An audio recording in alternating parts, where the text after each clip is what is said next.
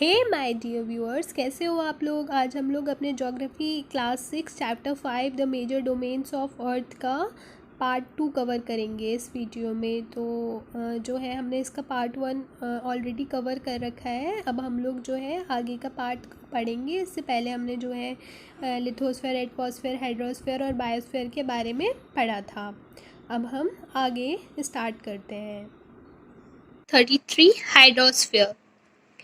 जो हमारी अर्थ है उसको हमने पढ़ा था कि उसको ब्लू प्लैनेट कहते हैं। क्यों कहते हैं ब्लू प्लैनेट? इसलिए क्योंकि यहाँ पर 71% अर्थ का जो कवर है वो पानी से है और 29% जो है वो लैंड है। Hydrosphere consist of water in all it's form. Hydrosphere में क्या होता है कि उसमें पानी का कंसंट्रेशन होता है।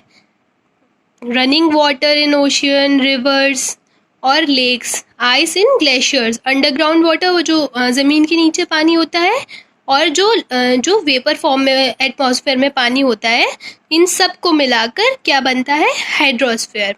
तो 97% अर्थ का जो पानी है वो मिलता है ओशंस में, जो कि बहुत ज़्यादा सॉल्टी होता है, वो नमक का होता है, जो कि ह्यूमन यूज़ के लिए थोड़ा मुश्किल है। A large proportion of rest of the water is in the form of ice sheet. और बहुत बड़ा पोर्शन जो है पानी का, जो कि वो किस फॉर्म में होता है? आइस शीट्स की और ग्लेशियर्स की, under the ground, and a very small percentage, और जो कि बहुत छोटा परसेंटेज जो है वो अवेलेबल है फ्रेश वाटर के फॉर्म में ह्यूमंस के।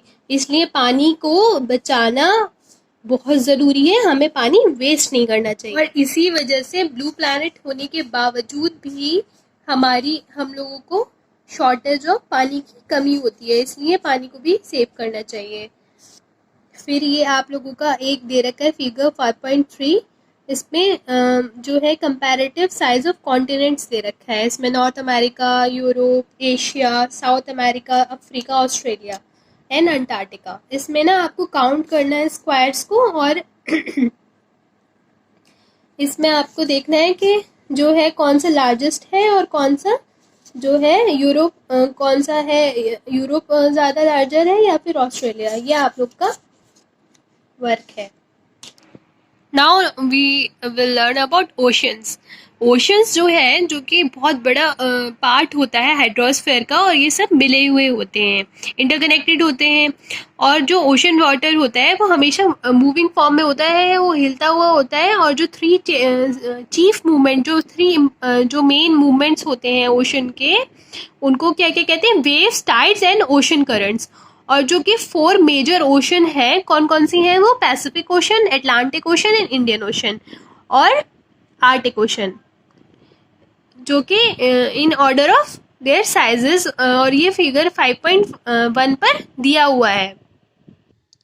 या look at here, these are your ocean, Pacific Ocean, Atlantic, Indian. और जो हमारी पैसिफिक ओशन होती है वो सबसे बड़ी ओशन है, और जो कि कवर करती है 1/3 पार्ट ऑफ द अर्थ, मतलब 1/3 हिस्सा। और हमने जो पढ़ा था वीडियो के फर्स्ट पार्ट पे कि मरियाना ट्रेंच जो है, जो डीपेस्ट पार्ट है अर्थ का, वो कहाँ लाई करता है? वो करता है पैसिफिक ओशन में। और पैसिफिक ओशन इस किस शेप में होती है? इनकी अलग अलग शेप्स होती हैं, इसको आप याद रखिएगा। ये सर्कुलर शेप में होता है। Asia, Australia, north and south America जो है वो सराउंड करते हैं। और आप लोग मैप में फाइंड करिए इसकी पैसिफिक ओशन की लोकेशन को। हमारा अटलांटिक ओशन होता है, वो जो है सेकंड लार्जेस्ट ओशन है, और जो कि किस शेप में होता है? एस शेप में, इस तरीके का होता है। और जो है ये फ्लैंक्ड है नॉर्थ अमेरिका और साउथ अमेरिका और वेस्टर्न साइड पे, Europe and Africa on eastern side. जो इसकी कोस्ट लाइन है अटलांटिक ओशन की, इज हाईली इंडेंटेड। और जो इसका इरेगुलर और इंटेंडेड कोस्ट लाइन जो है, इसके लिए इसको बेस्ट लोकेशन बनाती है। बहुत सारे जो शिप्स होते हैं और पोर्ट्स होते हैं, उनको वहाँ पे रुकने का, और जो है इसकी वजह से बिजनेस पर्पस से, ये कॉमर्स वगैरह जो होते हैं, इन सब चीज़ों से जैसे ट्रेडिंग के लिए ये यूज़ किया जाता है। और ये इसी वजह से बिजिएस्ट ओशन है। फिर जो है एक इंडियन ओशन इकलौता ऐसा ओशन है जिसको किसी कंट्री के नेम पे रखा गया है, जैसे कि हमारी country Indian ocean. The shape of Indian ocean is almost triangular, और ये ट्रायंगुलर शेप में होता है, ट्रायंगल की तरह, इस तरीके से, ठीक है। और ये जो है नॉर्थ में बाउंडेड है एशिया और वेस्ट में अफ्रीका से और ईस्ट में ऑस्ट्रेलिया से, ये इसकी बाउंड्रीज हैं। फिर हम आते हैं आर्टिक ओशन पे, जो कि आर्टिक सर्कल्स के सराउंड करता है नॉर्थ पोल पे, और ये जो है कनेक्टेड है पैसिफिक ओशन से, एक नैरो स्ट्रेच है, थोड़ा बहुत हल्का सा, और जो shallow water known as Bering straits. ये जो छोटे छोटे पॉइंट्स होते हैं ना, इसी में एग्जाम्स के पर्पज से क्वेश्चंस आते हैं, ठीक है। It is bounded by northern coast of North America and Eurasia. हमने पढ़ा था यूरोप प्लस एशिया, यूरेशिया।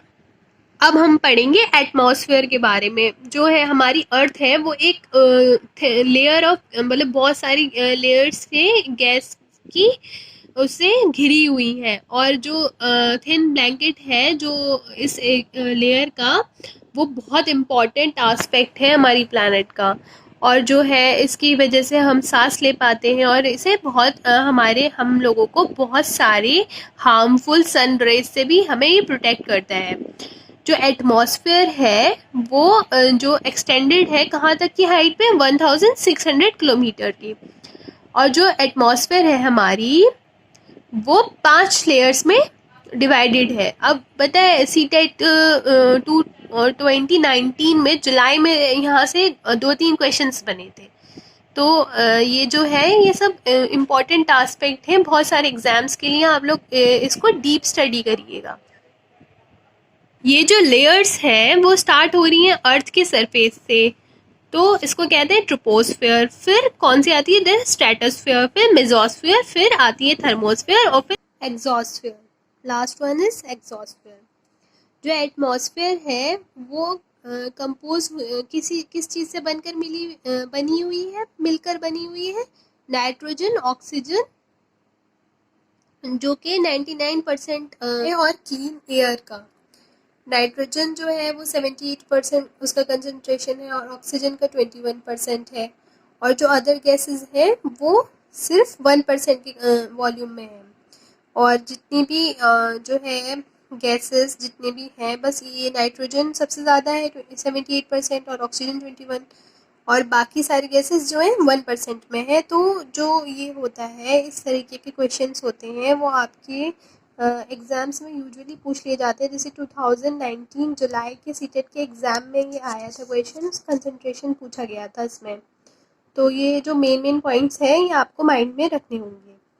जो ऑक्सीजन होता है वो हमारी लाइफ के लिए बहुत इम्पॉर्टेंट है, क्योंकि हम उससे सांस लेते हैं, और नाइट्रोजन जो है वो हेल्प करता है ऑर्गेनिज्म, जो लिविंग ऑर्गेनिज्म होते हैं उनको, उनकी ग्रोथ के लिए। कार्बन डाइऑक्साइड जो है वो भी इम्पॉर्टेंट है, क्योंकि वो जो अर्थ की हीट है उसे अब्जॉर्ब करती है, और जो हमारी जो प्लैनेट है अर्थ, उसको एक गर्म रखने में, एक वार्म प्रोवाइड करने में बहुत इम्पॉर्टेंट है, और जो है प्लांट्स की ग्रोथ के लिए भी इम्पॉर्टेंट है।